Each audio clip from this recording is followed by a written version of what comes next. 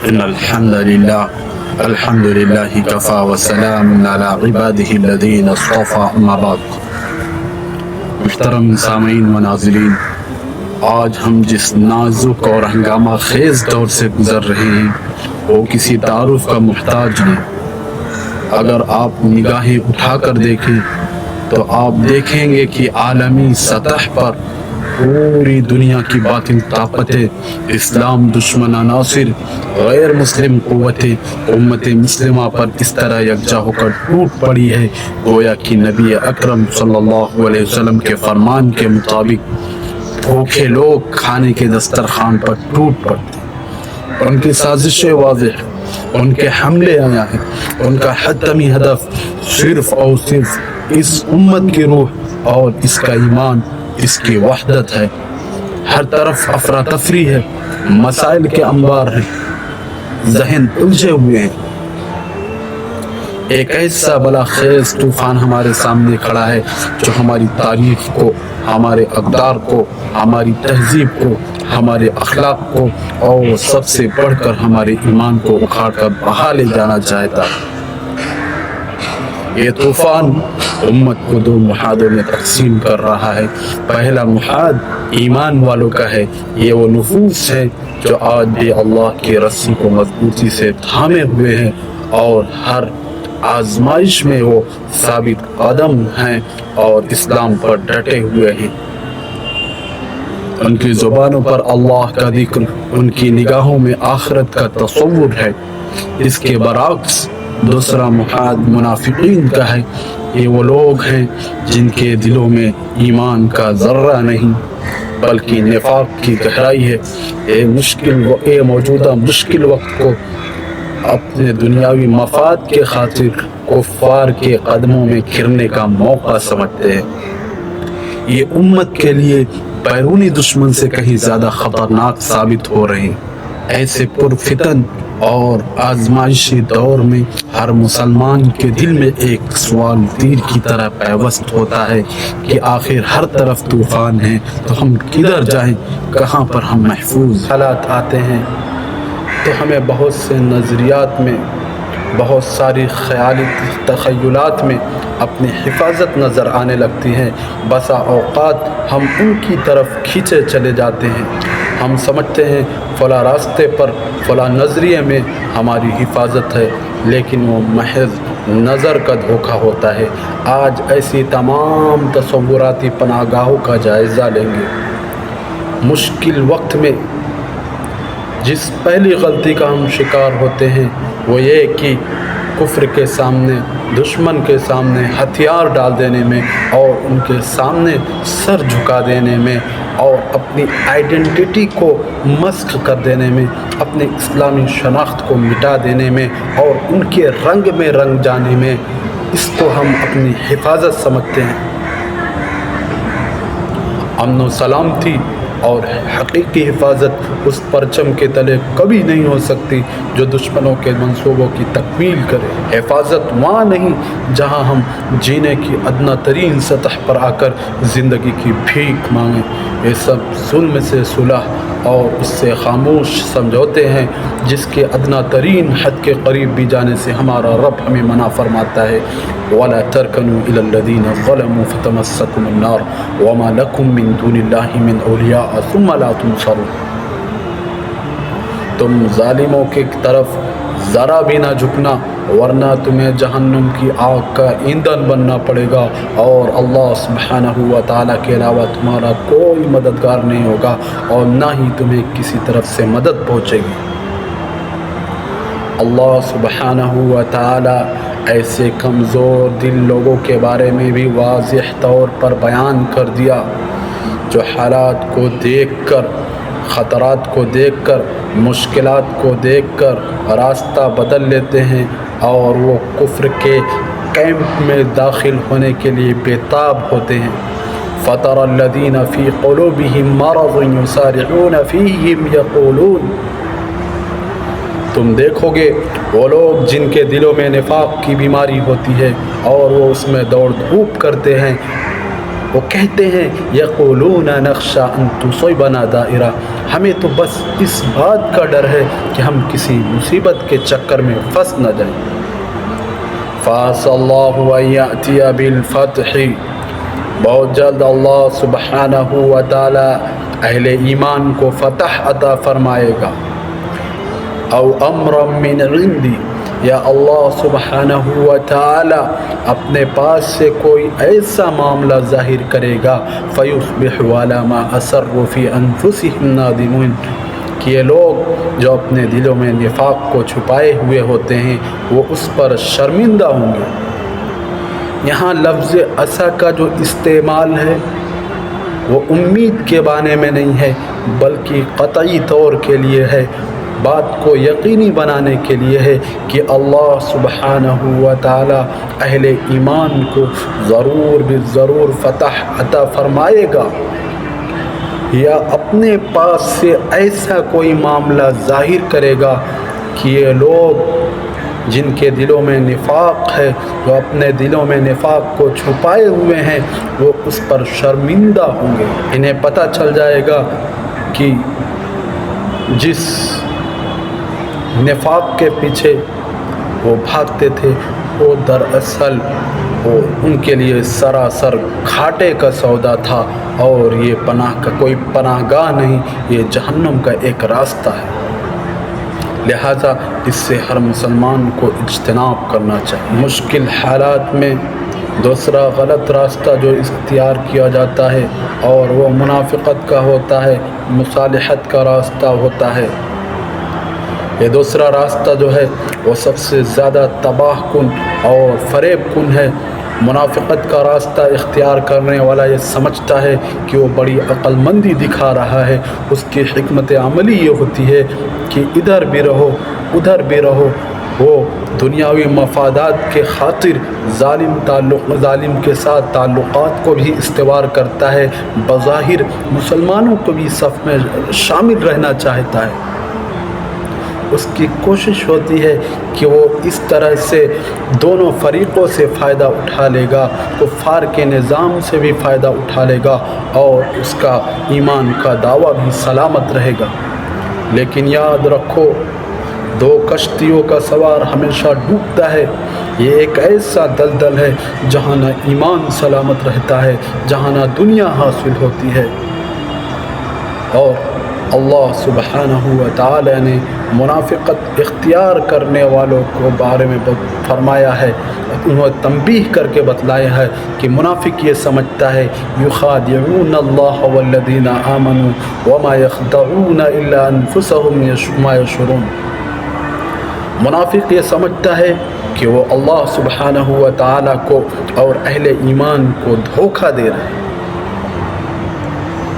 نہیں بلکہ وہ خود کو دھوکہ دے رہا ہوتا ہے جس کا اسے احساس بھی نہیں۔ جب مشکل وقت آتا ہے تو منافق نہ ادھر کا رہتا ہے نہ ادھر کا رہتا ہے، نہ اس پر کافر اعتماد کرتا ہے نہ ہی اہل ایمان اس پر اعتماد کرتے ہیں، اور یہ بیچ میں لٹکتے رہتا ہے۔ اور اللہ سبحانہ و تعالی نے منافقت کا انجام بھی بتلا دیا ہے تاکہ کسی مسلمان کو اس کو اختیار کرنے کی ہمت ہی نہ ہو۔ ان المنافقین فی الدرک الاسفل من النار، منافق جو ہوں گے وہ جہنم کے نچلے گڑھے میں ہوں گے۔ اس سے یہ پتہ چلتا ہے کہ منافقت کی سزا جو ہے وہ کفر سے بھی زیادہ سنگین ہے، کیونکہ کافر تو کھل کر دشمنی کرتا ہے، لیکن منافق جو ہوتا ہے وہ اندر ہی اندر اسلام کی بنیادیں کھوکھلی کرتا ہے، اس لیے اس کی سزا کفر سے بھی بڑھی ہوئی ہے۔ لہذا ہمیں اپنے دل کو نفاق سے بالکل پاک صاف کرنا ہے اور منافقت کا راستہ اختیار نہیں کرنا ہے۔ جو بھی اختیار کرے گا تو یہ جہنم کا راستہ اختیار کرے گا۔ اس لیے مشکل حالات میں ہم جس تیسری غلطی کا شکار ہوتے ہیں وہ یہ ہے کہ دین سے فرار اور دنیا پرستی ہے۔ ہمارے بہت سارے بھائی حالات کی سنگینی کو دیکھ کر اس کو بظاہر پرسکون نظر آنے والا راستہ اپناتے ہیں۔ وہ کہتے ہیں چھوڑو ان جھگڑوں کو، چھوڑو ان مسئلوں کو، چھوڑو اس لڑائیوں کو، یہ لڑائیاں کبھی ختم ہونے والی نہیں ہیں، چلو پیسے کماتے ہیں، کیریئر بناتے ہیں اور اپنی لائف کو سیٹل کرتے ہیں، بچوں کو سیٹل کرتے ہیں اور آرام کی زندگی گزارتے ہیں، اور دین کی ذمہ داریوں جیسے کہ دین کی راہ میں جد و جہد، امر بالمعروف اور نہی عن المنکر اور دعوت کے فریضے سے منہ موڑ کر وہ پوری طرح دنیا میں مکمل غرقاب ہو کر وہ سوچتے ہیں کہ اس طرح وہ سکون پالیں۔ لیکن یاد رکھو یہ ایک ایسی کیفیت ہے جہاں انسان اللہ سبحانہ و تعالیٰ کے پیغام کی تبلیغ سے اور اقامت دین سے اور امانت الہی کی ادائیگی کی ذمہ داری سے منہ پھوڑتا ہے اور اس سے پہلو بچاتا ہے۔ اللہ کی پوری کائنات اور اس کی تمام مشنریاں اسی کے مشن میں لگے ہوئی ہیں اور اسی کی مدد کو تابع اور مسخر کر دی گئی۔ اس فرار کو اللہ سبحانہ و تعالی نے ایک عام غلطی سے نہیں بلکہ بہت بڑی ہلاکت سے تعبیر کیا ہے۔ اللہ سبحانہ و تعالی نے جب نبی اکرم صلی اللہ علیہ وسلم کو بہت سے فتوحات سے نوازا اور اس وقت کفار کا زور بھی ٹوٹ چکا تھا، تو بعض صحابہ کرام کے دلوں میں یہ خیالات آیا کہ اب تو کفار کا زور ٹوٹ چکا ہے، کیوں نہ ہم اپنی دنیا کی بہتری کے لیے اور اس کی ترقی کے لیے اس کی طرف مائل ہو جائے، اس کی طرف زیادہ دھیان دیں، یعنی دین کی ذمہ داریوں سے ہٹ کر دنیا کی ذمہ داریاں ان پر ترجیح آنے لگی۔ تو اللہ سبحانہ و تعالی نے اس خفیہ اظہار رائے کو اپنے قرآن حکیم میں اس کو بیان کیا، وَلَا تُلْقُوا بِأَيْدِيكُمْ إِلَى التَّهْلُكَةِ وَأَحْسِنُوا إِنَّ اللَّهَ يُحِبُّ الْمُحْسِنِينَ، اور تم اپنے ہاتھوں اپنے آپ کو ہلاکت میں مت ڈالو، وَأَحْسِنُوا إِنَّ اللَّهَ يُحِبُّ الْمُحْسِنِينَ، اور اچھا کام کرتے رہو، یقیناً اللہ سبحانہ و تعالی احسان کرنے والوں کے ساتھ۔ اللہ سبحانہ و تعالی نے دنیا کی آرائش اور اس کی زیبائش اور اس کی ترقیات کو دین پر ترجیح دینے کو یہ کوئی عام سے غلطی کو سے تعبیر نہیں کیا بلکہ ہلاکت سے تعبیر کیا ہے۔ پھر اللہ سبحانہ و تعالی نے فرمایا قُلْ إِنْ كَانَ آبَاؤُكُمْ وَأَبْنَاؤُكُمْ وَإِخْوَانُكُمْ وَأَزْوَاجُكُمْ وَعَشِيرَتُكُمْ وَأَمْوَالٌ اقْتَرَفْتُمُوهَا وَتِجَارَةٌ تَخْشَوْنَ كَسَادَهَا وَمَسَاكِنُ تَرْضَوْنَهَا أَحَبَّ إِلَيْكُمْ مِنَ اللَّهِ وَرَسُولِهِ وَجِهَادٍ فِي سَبِيلِهِ فَتَرَبَّصُوا حَتَّى يَأْتِيَ اللَّهُ بِأَمْرِهِ۔ اے نبی جی اعلان کر دو، تمہارے باپ، تمہارے بیٹے، تمہارے بیویاں، تمہارے خاندان اور تمہاری اولادیں اور تمہارا وہ مال جس کو تم نے کمایا ہے اور وہ کاروبار جس کے ماند پڑنے کا تمہیں ڈر ہے، اگر یہ تمام چیزیں تمہیں زیادہ پسندیدہ ہے اور یہ اللہ اور رسول صلی اللہ علیہ وسلم اور اس کے راستے میں جہاد کرنے سے زیادہ عزیز ہے، فتربصوا، تو انتظار کرو، حتی یأتی اللہ بامرہ، یہاں تک کہ اللہ سبحانہ و تعالی اپنا معاملہ، اپنا فیصلہ سنا دے گا، اور اللہ سبحانہ و تعالی اب فاسق اور فاجر قوم کو ہدایت نہیں دیتی۔ پتہ یہ چلا کہ دنیا کی آسائشیں، دنیا کی زیبائشیں، دنیا کی ترقیات اگر دنیا کو دین پر ترجیح دی جانے لگے تو یہ کوئی عام سی غلطی نہیں، یہ ایک بہت بڑی غلطی ہے، اور دین کی ذمہ داریاں ہم پر سب سے پہلے مقدم ہے۔ ہر چیز پر اگر یہ چیزیں ہیں تو واقعی میں ہمارا ایمان محفوظ ہے۔ اگر دنیا دین پر غالب آ جاتی ہے تو ہم اپنے ایمان کے بارے میں فکر کریں۔ پتہ یہ چلا کہ ہماری بقا اور ہمارا تحفظ دین کی ذمہ داریوں میں اور دین کی راہ میں جد و جہد میں اور اس کی فریضے کی ادائیگی میں ہی ہے۔ عزیز دوستو، ہم نے وہ تمام نظریات اور وہ تمام راستے دیکھ لیے جو ہمارے ایمان کو ضائع کرتے ہیں، جو ہمیں دنیا و آخرت میں ذلیل و رسوا کرتے ہیں۔ ہم نے دیکھا نہ کافروں کے سامنے ہتھیار ڈالنے میں، نہ ہی منافقت کا راستہ اختیار کرنے میں، نہ ہی دین سے فرار اختیار کرنے میں، ان تمام میں ہماری نجات نہیں ہے۔ پھر ہماری حقیقی پناہ گاہ کہاں ہے؟ ہماری حقیقی پناہ گاہ صرف اور صرف ایک ہی حقیقی پناہ گاہ ہے، وہ اللہ سبحانہ و تعالیٰ کی پناہ گاہ ہے۔ اہل ایمان کے لیے ایمان اور اسلام اور استقامت کے ستونوں پر جم جانے کا، نہ ظالم طاقتوں کے ساتھ تعلقات استوار کرنے میں، نہ منافقوں کے نقش قدم پر چلنے میں۔ تو پھر ہمارا راستہ کیا ہے؟ ہمارا راستہ صرف اور صرف ایمان اور اسلام۔ اسی کے قلعے میں اگر ہم داخل ہوں گے، ہر وہ فرد جو ایمان کے قلعے میں داخل ہوگا اور اسی کے لیے چین ہوگا، اسی کے لیے سکون ہوگا، وہی راہ ہدایت پر ہوگا۔ اللہ سبحانہ و تعالیٰ نے فرمایا الذین آمنوا ولم یلبسوا ایمانہم بظلم اولئک لہم الامن وہم مہتدون۔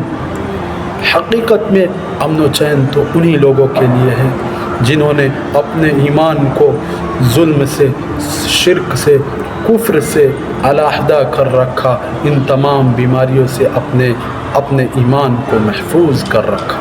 یہ آیت ہمیں پکار کر کہہ رہی ہے کہ ہم اپنے ایمان کو خالص رکھیں، ہر طرح کی ملاوٹ سے پاک رکھیں، نہ ہم کافروں کی کشتی میں سوار ہوں، نہ ہم منافقوں کے نقش قدم پر چلیں۔ ہم صرف اور صرف اللہ سبحانہ و تعالیٰ پر توکل کرتے ہوئے اسی کے راستوں کو دائمی طور پر اختیار کریں، اور ہم کیوں نہ اللہ سبحانہ و تعالیٰ پر توکل کریں۔ وما لنا الا نتوکل علی اللہ وقد ہدانا سبلنا ولنصبرن علی ما ہدیتمونا۔